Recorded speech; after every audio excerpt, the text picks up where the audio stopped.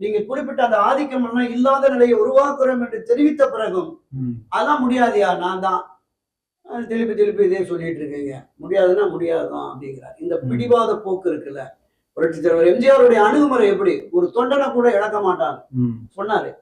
தனக்கு எதிரான நிலைப்பாட்டை எடுத்த அந்த திராவிட முன்னேற்ற கழகத்தில் வெளியேறி அவர் மிக கடுமையாக விமர்சித்தார்கள். அவரு நெடுஞ்செழியா, ராஜாராமம், மாதவராஜ் அவ்வளவு பேரையும் கொண்டு வந்து கட்சியில முதன்மை பொறுப்பு கொடுக்கிறார்.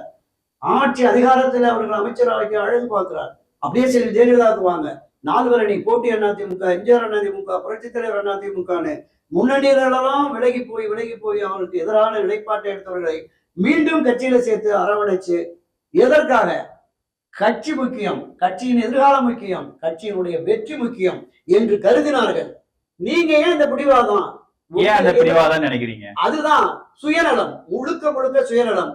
நான் சிலுவம்பாளையம் கிளை செயலாளராக இருந்து கட்சியின் பொதுச் செயலாளராகிவிட்டேன்.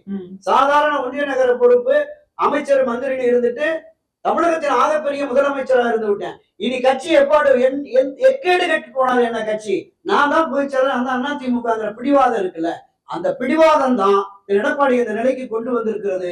நிச்சயமாக காலம் அவருக்கு ஒரு பாடம் கற்பிக்கும்.